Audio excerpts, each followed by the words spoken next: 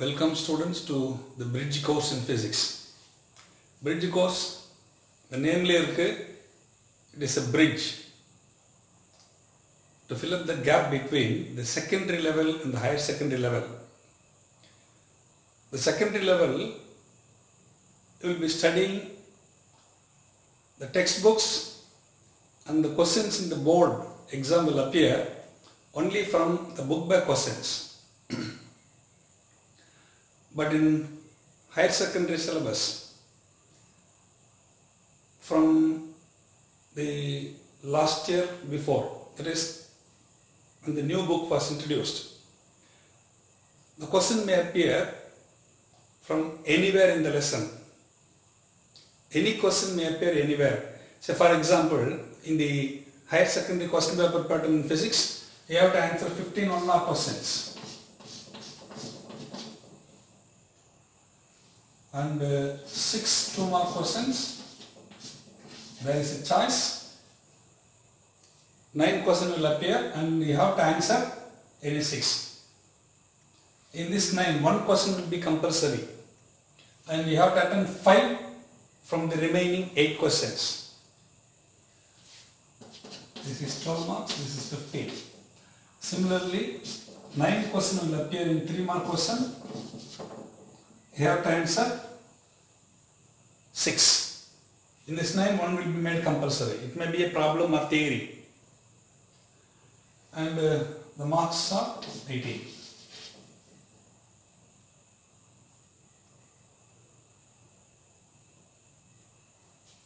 Then you have to answer 5-mark questions.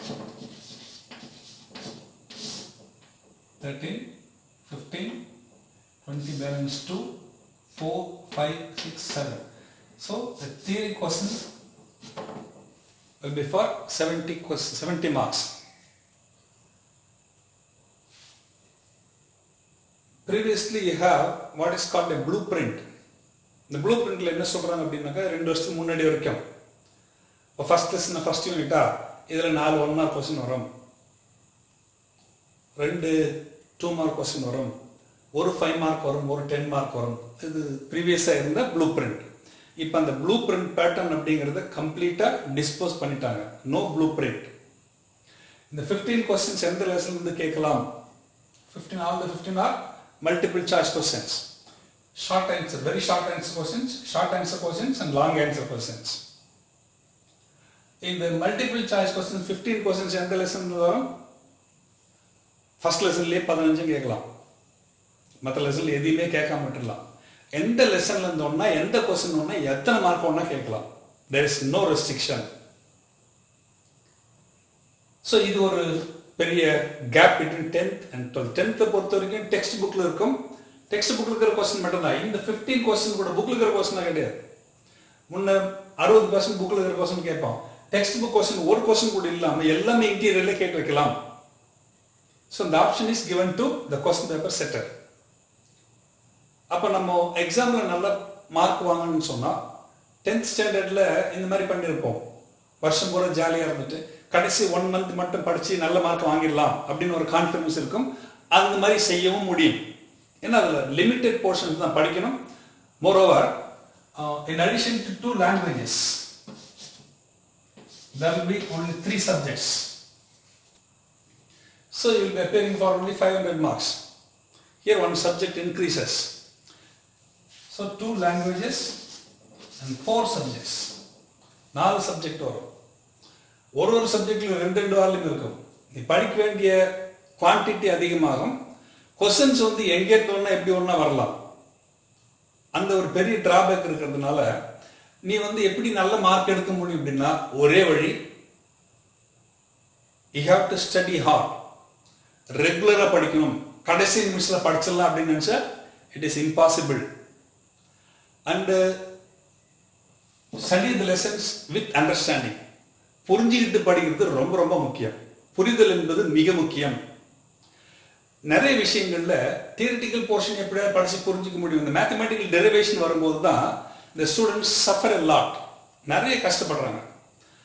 அந்த புரிதல்ல ஒரு சில முக்கியமான பகுதிகள் எங்கெல்லாம் நமக்கு கஷ்டமா இருக்கு அப்படின்றத மட்டும் இன்னைக்கு bridge courseல பார்ப்போம். So the bridge course, the main purpose of this is to bridge the gap between the secondary level and the higher secondary level. Secondary level இங்க இருக்கு, higher secondary level இங்க இருக்குன்னா இந்த gap build up பண்ணது we need a bridge. அதுக்கு understanding ரொம்ப முக்கியம். Understanding எங்கெல்லாம் அண்டர்ஸ்டாண்டிங் குறையுது அப்படின்னா ஒரு சில mathematical steps. Let us see one by one.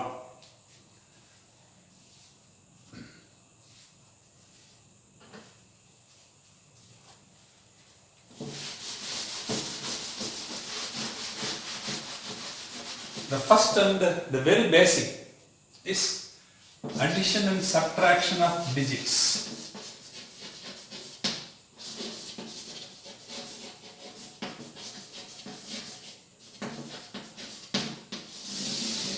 Of numbers. Number கூட்டல் கழித்தல் தெரியாததெல்லாம் எனக்கு தெரியும் அப்படின்னா ப்ராப்ளம் கொடுக்கும்போது தான் தெரியும் உங்களுக்கு தெரியாதுங்கிறது. This I have tested in my experience. Almost 90% of the students are unable to answer these questions. So for example, I want to add, say 5 and 4. When both have plus sign, what will be the addition of 5 and 4, and what will be the subtraction of 5 and 4? இது எல்லாருக்கும் தெரியும். என்ன தெரியாது அப்படின்னா இதுக்கப்புறம் வரக்கூடிய பகுதி. If add plus 5 and minus 4, what will be the result? If we subtract minus 4 from plus 5, plus 5 இருந்து minus 4 கழிக்கும் போது subtraction result என்ன வரும்? இதே மாதிரி minus 5 minus 4 addition subtraction results, and minus 5 2 plus 5 2 minus 5 and plus 4.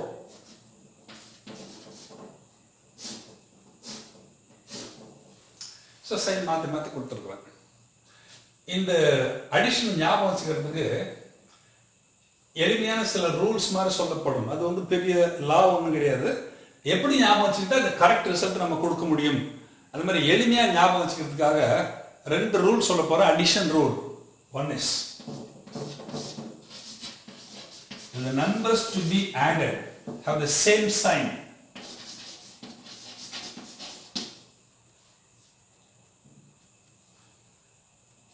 And the sign எழுது, that sign, and add the digits. ரொம்ப simple. First லா என்ன சொல்றது? கூட்ட வேண்டிய 2 நம்பருக்கும் ஒரே sign plus plus minus minus. So 1வது 3வது இந்த ஃபர்ஸ்ட் லால வரும். ஃபர்ஸ்ட் ரூல்ல ஞாபகம் வச்சுக்கலாம். இந்த மாதிரி இதுக்கு ஒன்றும் தனி ஒரு ரூல் லா மாதிரி ஒன்றும் இல்லை.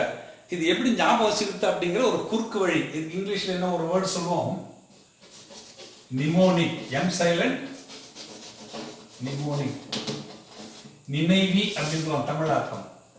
எளிதில் நினைவுபடுத்திக் கொள்வது. நிறைய நினைவுகள் உண்டு. இப்போ பிசிக்ஸ்ல ரெயின்போனுடைய 7 கலர் ஞாபகம் வச்சுக்கிறதுக்கு நம்ம அந்த விப்ஜிஆர் அப்படிங்கிற அந்த நினைவை யூஸ் பண்ணுவோம். ஃபர்ஸ்ட் லெட்டர்ஸ் மட்டும் கலர்ல. எல்லா நேரத்திலும் ஃபர்ஸ்ட் லெட்டர் கலருக்குன்னு அவசியம் இல்லை. இப்போ 12th லெசன் வரும்போது கார்பன் ரெசிஸ்டார்ல ஒரு 10 நம்பர் வரிசையா ஞாபகம் வச்சுக்கணும். 0ல இருந்து 9 வரைக்கும் இன் ஆர்டர் வரிசை ஞாபகம் வச்சுக்கணும். அதுக்கு இந்த மாதிரி வரும். பிபி ராய் 6 கலருடைய ஃபர்ஸ்ட் லெட்டர் மட்டும். அதுல 2 பி இருக்குது. ஒன்னு பிளாக், பிரவுன். இன்னொரு பி வேற ஒரு மெலடி ப்ளூ அப்படிங்கிறது. இந்த 2ல பிளாக் அண்ட் பிரவுன்ல ஆல்பபெட்டிக்கல்ல எல் ஃபர்ஸ்ட் வரும். அது ஃபர்ஸ்ட் வச்சுக்கலாம், பிரவுன் ரெண்டாவது. So this represent numbers 0 1 2 3 like this. Then we go for Great Britain, very good wife. இங்க வெறும் லெட்டர்ஸ் மட்டும், வேர்டுனுடைய ஃபர்ஸ்ட் லெட்டர் மட்டும் யூஸ் பண்ணிக்கிறோம். அது அந்த கலர் கொடுக்குறோம். ஏதாவது ஒரு எளிமையான மெத்தட்ல நம்ம மறக்காம இருக்கணும். அதுக்காக சொல்லப்படும் நிமோனிக் என்பது அந்த நிமோனிக் மாதிரி எடுத்துக்கலாம். சின்ன வயசுல எனக்கு இந்த வாரத்தில் 7 நாளுக்கு ராகு காலம் கண்டுபிடிக்கிறது நிமோனிக் ஒன்று சொல்லி கொடுத்தாங்க. தினமும் சந்திரன் வெயிலில் புரண்டு விஷமும் செய்வது நியாயமா? திங்கக்கிழமைல இருந்து ஆரம்பிச்சு 7:30 9 1.5 மணி நேரம் அப்படியே ஆட் பண்ணிக்கிட்டே போனா அந்த கிழமைக்கு என்ன ராகு காலம் வந்து ஈஸியாக கண்டுபிடிக்கலாம். அது அப்போ சொல்லி கொடுத்து இன்னும் மறக்காம இருந்தது. ஸோ அந்த நிமோனிக் இருந்ததுன்னா நம்ம எளிமையாக ஞாபகம் வச்சுக்கலாம். ஒரு சில நிமோனிக் வரும்போது அதில் இந்த மாதிரி ஒன்று. ரெண்டாவது second rule for addition.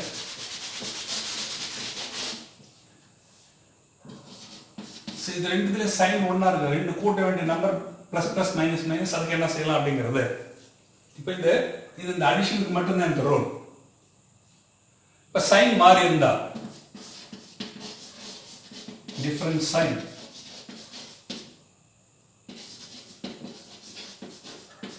Sign of larger number subtract.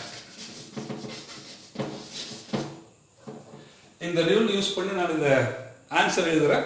இப்படி இருந்தா நம்ம தப்பே பண்ண மாட்டோம். கூட்டல் கழித்தல் தப்பு வர்றதுக்கு வாய்ப்பே கிடையாது. There is no chance for you to go wrong if you apply this, understand these rules and apply it properly.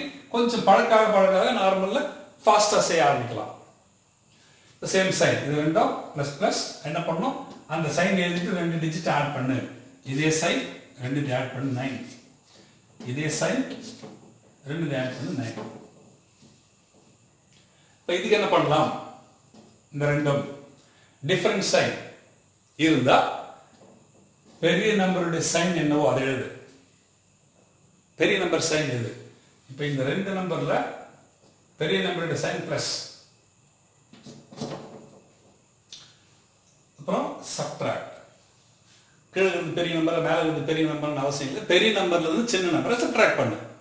5 4 பண்ண இங்க பெரிய நம்பரோட சைன் மைனஸ், அதுக்கப்புறம் இந்த சைன்ல மறந்துட்டு 5 4 பண்ணுவோம் -1 அடிஷன்.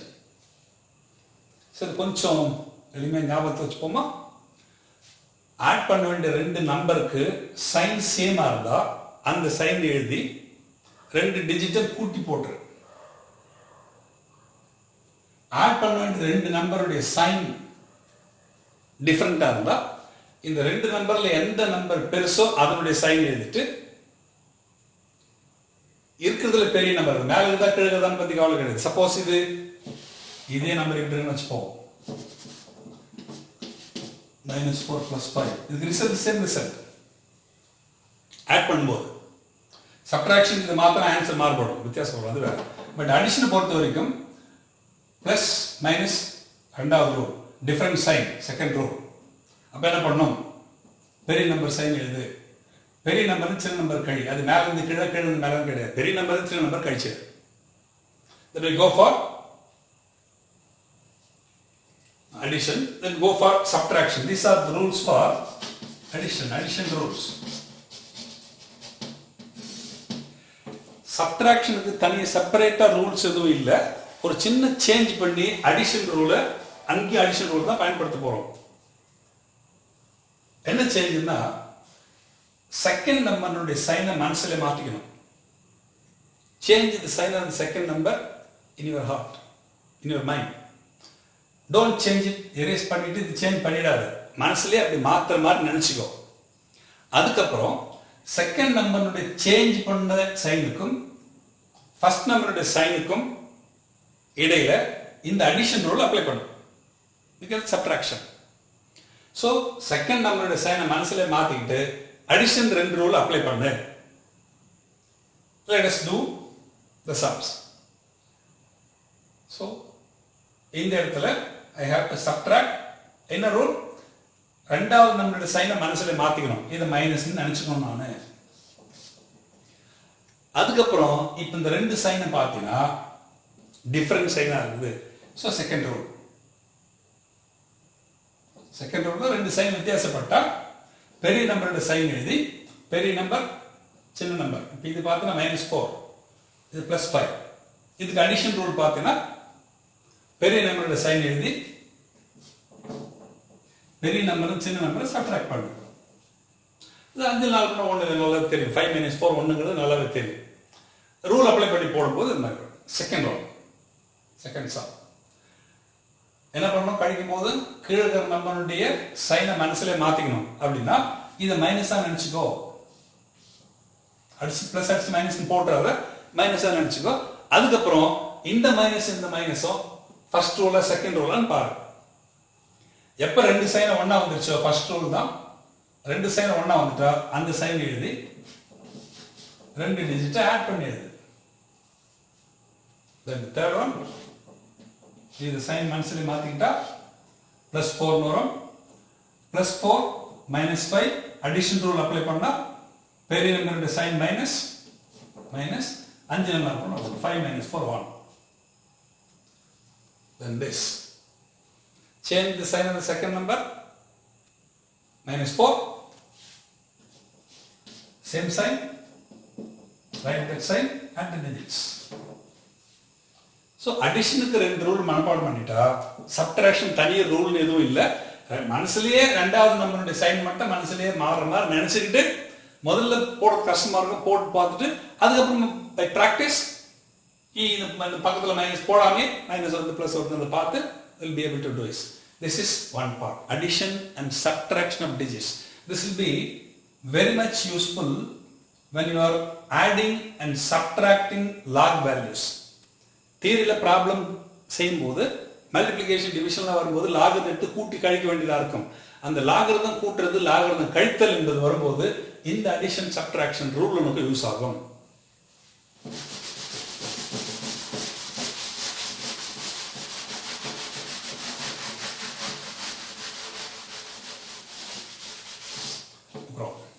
ரெண்டாவதுல a simple sum, ரொம்ப ரொம்ப சாதாரணமான கணக்கு. பட் 12th நிறைய பேர் கேட்கும்போது 11th நிறைய ஸ்டூடெண்ட்ஸ் கேட்கும்போது even 95% students they fail to answer a simple question like this. The cost of expense, x பேனாவுடைய விலை y ரூபான்னு வச்சுப்போம். What is the cost of z pen? கேட்ட தெரியல அப்படிங்கிறது ஆன்சர். இதே சம்ம இந்த லெட்டர்ஸ் பதிலா நம்பரா கொடுத்துட்டா. லெட்டர் கொடுக்கும்போது இது அல்ஜிப்ரான்னு சொல்றோம், நம்பரா கொடுத்தா அது அரித்மெட்டிக்னு சொல்ல போறோம். அரித்மெட்டிக் ஈஸியா பண்ணிடலாம். அதுல என்ன செய்ய போறோன்றத என்ன ப்ரொசீஜர் செய்யறத குருட்டா போக்குல செய்யறோம், என்ன செய்யறதுங்கிறது தெரியாம செய்யறோம். இதே கணக்கு நான் இந்த மாதிரி கொடுக்குறேன். 5 பேனாவுடைய விலை 20 ரூபாய். 3 பேனா விலை என்ன அப்படின்னா invariably almost all the students in the class were able to say that 12 rupees is the cost of 3 pens. எப்படி வந்தது? அவன் சொல்றான் 5 4 20. 5 × 4 பெருக்கணும். 4 இல்ல, 4 நீ தான் கொண்டு வரணும். அது கரெக்டான ப்ரொசீஜர் இதான். என்னன்னா 5 பேனாவில் 20 ரூபாய். ஒரு பேனாவில் என்னன்னு கண்டுபிடி. முதல்ல ஒரு பேனாவுடைய விலை 25. அது 3 பேனாவில் மல்டிப்ளை பண்ணினா மல்டிப்ளிகேஷன் பை 3. 4 3 12. இங்க என்ன செய்யறோம் அதே வேலை இங்க செய். Find the cost of 1 pen. அதுக்கு என்ன பண்றோம்? டோட்டல் காஸ்ட்ல total number of pens divide பண்றோம். காஸ்ட் ஆஃப் 1 பென் கிடைக்கும். Total cost is y. Number of pens is x. Then multiply by the cost of the number of pens. எத்தனை பென்னுக்கு வேணுமோ வேலை அந்த நம்பரை மல்டிப்ளை பண்ணும். இது எளிமையா ஞாபகம் வச்சுக்கிறதுக்கு ஒரு நிமோனிக். தமிழ்ல சொன்னா கொஞ்சம் ஈஸியா இருக்கும். இப்போ there are 3 numbers x, y, z. First number, second number, third number. 3 number இருக்கு. இந்த 3 நம்பர்ல இந்த ரிசல்ட் எனக்கு வரணும்னா நான் என்ன செஞ்சிருக்கேன் அப்படின்னா 2 நம்பர் பெருக்கி இருக்கிற ஒரு நம்பரால வகுத்து இருக்கிறேன். சோ பெருக்கல் வகுத்தல் மட்டும்தான் இருக்குது. பெருக்கல் 2 நம்பர், அது போக மீதி ஒரே நம்பர் தான் டிவைட் பண்ண போறேன். சோ அந்த டிவிஷன் அப்படிங்கறத பேஸ் பண்ணி இந்த நிமோனிக் அப்படிங்கறத சொல்றேன். இந்த ரூல் முதல் எண்ணால் வகு.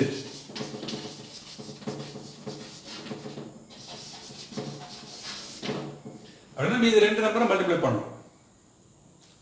ரொம்ப முக்கியமானது. இந்த மாதிரி கணக்கு +1 +2 முடிக்கிறதுக்குள்ள a minimum of 100 times you will come across such type of equations. நிறைய ப்ராப்ளம் போடும்போது டெரிவேஷன்ஸ் போடும்போது இந்த ஸ்டெப் நிறைய முறை வரும். இது எப்போ ஒரு முறை புரியலையோ 100 தடவை போடும்போது புரியாம தான் போகும். ஃபர்ஸ்ட் அண்டர்ஸ்டாண்ட் பண்ணிக்க, it will be easier for you to understand. இந்த அண்டர்ஸ்டாண்டிங் மெயின் அப்படிங்கிறது இந்த ரெண்டாவது மேத்தமேட்டிக்கல் பார்ட்.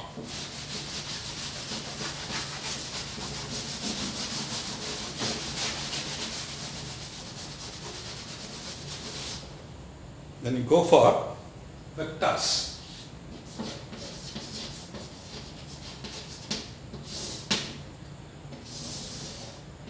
ஒரு வெக்டர் கொடுக்கப்பட்டிருக்குது. Vector we know physical quantity scalar vector ரெண்டா பிரிக்கிறோம். ஸ்கேலர்னா டைரக்ஷன் கிடையாது, மேக்னிட்யூட் மட்டும். வெக்டர்னா டைரக்ஷன் மேக்னிட்யூட் ரெண்டுமே உண்டு. ஒரு குறிப்பிட்ட டைரக்ஷன்ல ஒரு குறிப்பிட்ட மேக்னிட்யூட் கொண்ட ஒரு வெக்டர் இருக்குது. see F vector force. இந்த வெக்டரை நான் ரெண்டு காம்பனண்டா பிரிக்கணும். into two mutually orthogonal components. ஒண்ணுக்கு ஒன்று பெர்பெண்டிகுலர் ரெண்டு காம்பனண்டா பிரிக்கணும். அப்படி பிரிக்கும் போது ஒரு component is inclined at an angle theta to the original vector direction. இங்க இருந்து theta angle சாஞ்சிருக்கிற டைரக்ஷன்ல ஒரு காம்பனன்ட் ஆகும். இந்த காம்பனன்ட்டுக்கு நார்மல் டைரக்ஷன்ல இன்னொரு காம்பனன்ட்டாவும் பிரிப்போம். ஸோ இந்த காம்பனன்ட் நார்மல் போடும்போது நான் ரெண்டு பக்கம் போடலாம். இந்த பக்கம் ஒன்று போடலாம் 90 டிகிரி, மேல் பக்கம் 90 டிகிரி போடலாம். எந்த பக்கம் போடணும்னா எந்த வெக்டர் பிரிக்கிறோமோ அதனுடைய ரெண்டு சைட்ல ரெண்டு காம்பனன்ட் இருக்கும். கிளாக் வைஸ் டைரக்ஷன்ல ஒரு காம்பனன்ட் இருந்தா இந்த வெக்டர்ல இருந்து ஆன்டி கிளாக் வைஸ் டைரக்ஷன்ல இன்னொரு காம்பனன்ட் இருக்கும். இது எப்படி ஞாபகம் வச்சுக்கிறது அப்படின்னா, தீட்டா சாஞ்ச டைரக்ஷன்ல இருக்கிற காம்பனன்ட் எப்பவுமே cos component. that is the value is f cos theta. எந்த பக்கம் தீட்டா சாஞ்சிருக்குதோ அந்த பக்கம் f cos theta or p cos theta, cos component னு சொல்லுவோம். இந்த magnitude into cos of that value. அப்ப இந்த component perpendicular it will be sine component. இந்த வெக்டர் ரெசல்யூஷன் நல்ல ஞாபகம் வச்சுக்கோ. வெக்டர் பிரிக்கும் போது ரெண்டு பெர்பெண்டிகுலர் காம்பனண்டா பிரிக்கிறோம். பிரிக்கும் போது ஒரிஜினல் டைரக்ஷன்ல இருந்து தீட்டா சாஞ்சு எந்த டைரக்ஷன் எடுத்துக்கலாம். இது ஹரிசாண்டலா இருக்கலாம், வேற இன்க்ளைன்டா இருக்கலாம், வெர்டிகலா இருக்கலாம், எனி டைரக்ஷன். அது not necessarily horizontal component. Horizontal காம்பனன்ட்னா காஸ் தீட்டா, வெர்டிகல் சில டெரிவேஷன் போடும்போது ஹரிசாண்டல் காம்பனன்ட் காஸ் காம்பனன்ட்னு வரும். எல்லா இடத்துல அது பொறுத்தது இல்ல. This is the basic. எந்த வெக்டரையும் ரெண்டு காம்பனண்டா பிரிக்கலாம். அப்படி பிரிக்கும் போது ஒரிஜினல் வெக்டர்ல இருந்து தீட்டா சாஞ்சிருக்கிற டைரக்ஷன்ல இருக்கிறது காஸ் காம்பனன்ட். அந்த காஸ் காம்பனன்ட்க்கு பெர்பெண்டிகுலரா ஒரிஜினல் வெக்டருடைய ரெண்டு சைட்லயும் இருக்கணும். ஒன்னு கிளாக் வைஸ் டைரக்ஷன்ல தீட்டா பண்ணினா ஆன்டி கிளாக் வைஸ் டைரக்ஷன்ல 90 மைனஸ் தீட்டா ஆங்கிள் போகணும். இந்த ஒரிஜினல் வெக்டர்ல இருந்து அந்த டைரக்ஷன்ல இருக்கிறது that is sine component. The resolution of vectors.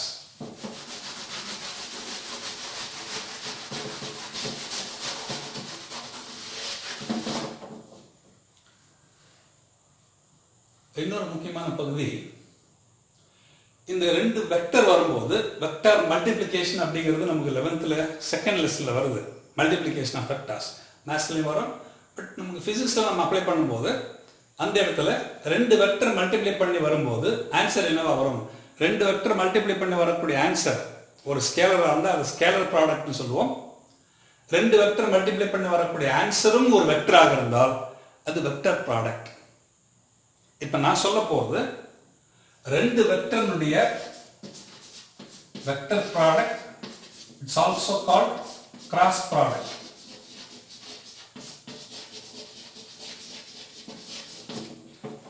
இதனுடைய டைரக்ஷன் என்னவா இருக்கும்? if you assume that this is c vector, c vector எந்த டைரக்ஷன் இருக்கும்?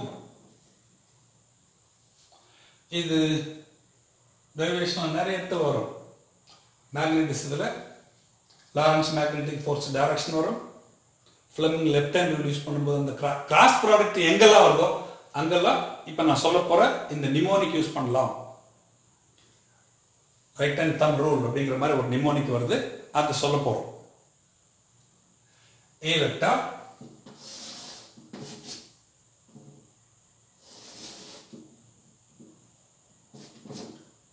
B vector.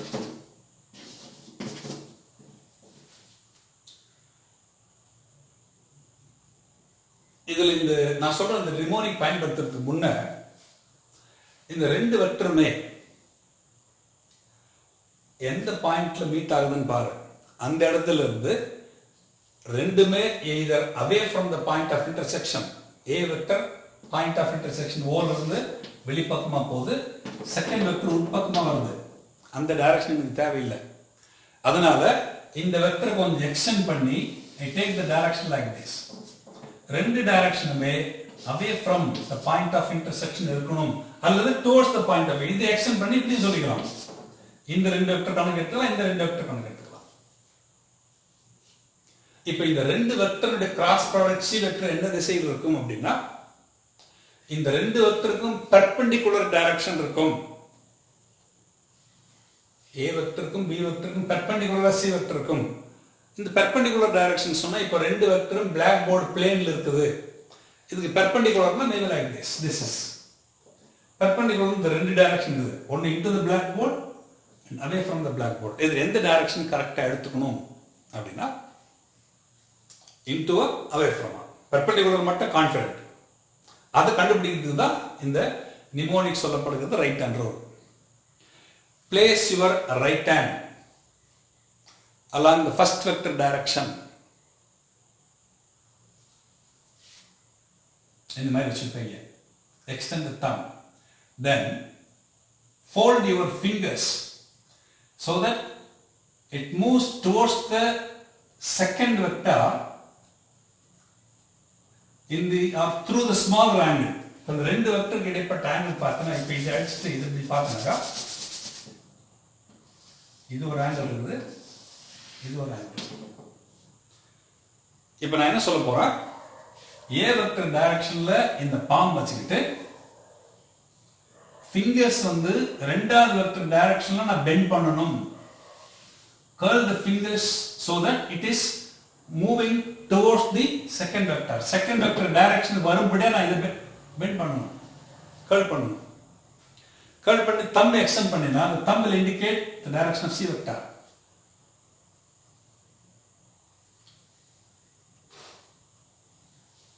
A vector cross B vector, C vector away. Suppose vector இப்படி இருக்குன்னு சொல்லலாம், B vector cross A vector. இது C vector கேட்டா இல்ல, கண்டிப்பா it will be different. say D vector. Direction மட்டும் வேற, மேக்னெட் அதே இருக்கும். இதோட டைரக்ஷன் என்ன வரும் அப்படின்னா இப்போ நான் கை இப்படி வச்சுட்டு இந்த ஃபிங்கர் வைக்க சொன்னோம் ஃபர்ஸ்ட் வெக்டர் B வெக்டர்ல இந்த தம் வைக்கிறோம், சாரி இந்த பாம் உள்ள வைக்கிறோம். வச்சுட்டு B வெக்டர் இருந்து A வெக்டர், B ல இருந்து A இப்படி வருது.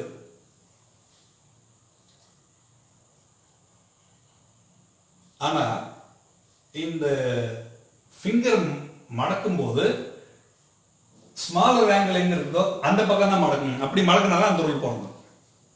So you should curl the finger towards the second vector through the smaller angle of the two. இந்த ரெண்டுல எது சின்ன ஆங்கிளோ அது வழியா தான் பெண்ட் பண்ணணும். புக்ல கொடுத்த ரூல் இது. அப்போ இப்படி வச்சுக்கிட்டு இப்படி பெண்ட் பண்ணா okay, perpendicular away A cross B. So B cross A என்ன டைரக்ஷன் வரும் அப்படின்னா இப்படி வச்சுக்கிட்டு இப்படி பெண்ட் பண்ண கூடாது. இப்படி வச்சுக்கிட்டு தான் இந்த விரலை இப்படி மடக்க முடியாது. இந்த விரலை நான் இப்படி கர்ல் பண்ண முடியுமா? முடியாது. அப்போ விரலை மடக்கிற அளவுக்கு எந்த பக்கம் வைக்க முடியும்? இப்படி வைக்கிற இந்த பாமை I can place it like this. perpendicular into the blackboard இப்படி வைக்கிறேன். இப்போ B ல இருந்து A க்கு நான் பெண்ட் பண்றேன். So the thumb is perpendicular and into the blackboard. இது டெக்ஸ்ட் புக்ல சொல்ற ரூல். நான் ஒரு ரூல் சொல்றது, இது விரல் இப்படி வை அப்படி வைன்னு சொல்றதை விட ரொம்ப எளிமையான வழி. ஒரு ரைட் ஹேண்ட் ஸ்க்ரூ எடுத்துப்போம். ரைட் ஹேண்ட் ஸ்க்ரூ வேணும். கிளாக் வைஸ்ல திருப்பினா ஸ்க்ரூ உள்ள போகும். இப்படி திருப்பினா ஸ்க்ரூ உள்ள போகும். We go into the clockwise direction. Anti-clockwise direction திருப்பினா screw will come out. இது ரைட் ஹேண்ட் ஸ்க்ரூ. இப்படி திருப்பும் போது டைட்டா ஒரு ஸ்க்ரூ இருக்குது. லேடிஸ் பயன்படுத்துகிற ஜுவல்ல இருக்கக்கூடியது, கொலுசு, காதல் கம்மல், மூக்குத்தி எல்லாம் பார்த்தீங்கன்னா ஜுவல் இப்படி திருப்பினா தான் உள்ள போகும்போது ஆன்டி கிளாக் வைஸ் திருப்பினா டைட் ஆகும். அது லெஃப்ட் ஹேண்ட் ஸ்க்ரூன்னு பேரு. இப்போ நான் சொல்றது ரைட் ஹேண்ட் ஸ்க்ரூ. இப்போ நமக்கு தெரியும் ரெண்டு வெக்டரோட கிராஸ் ப்ராடக்ட் சி வெக்டர்னு சொன்னா அதனுடைய டைரக்ஷன் இந்த ரெண்டு பெர்பெண்டிகுலர். இப்போ ஏவும் பியும் பிளேன் ஆஃப் பிளாக் போர்டு இருக்குது. இப்போ இதுக்கு பெர்பெண்டிகுலர் டைரக்ஷன்ல இருக்கு போகுது, இந்த மாதிரி இருக்கு போகுது. அது into the black board, away from the black போர்டா. ரைட் ஹேண்ட் ஸ்க்ரூ இந்த மாதிரி வை. First vector direction second vector இது திருப்பு. ஃபர்ஸ்ட் வெக்டர் ஏ இருக்குது, பி இருக்குது. Turn it in the anti clockwise direction. Anti clockwise direction it will come up. இதெல்லாம் பாம்லயும் சொன்னோம். பாம் இப்படி வச்சு திருப்பினா thumb away from black board. இப்போ இந்த பக்கம் தம் இப்படி வச்சு இப்படி பெண்ட் பண்ணி இதெல்லாம் கொஞ்சம் கஷ்டமா இருக்குது. அதுவே இதுலயே பாரு, B vector cross A vector direction. பில இருந்து ஏ வரணும்னு சொன்னா பில இருந்து A first vector second vector போற டைரக்ஷன் திருப்பணும். பில இருந்து ஏ திருப்பணும் சொன்னா it will move into the blackboard. இந்த சில பேசிக்ஸ் தெரியாததுனால பாடம் மொத்தமே புரியல அப்படிங்கிற கம்ப்ளைண்ட் வரும். நான் சொன்னதெல்லாம் ஒரு முறைக்கு 2 தடவை கோ த்ரூ பண்ணி பாருங்க. ஏதாவது டவுட் இருக்கிற பட்சத்தில் you can call me. Thank you.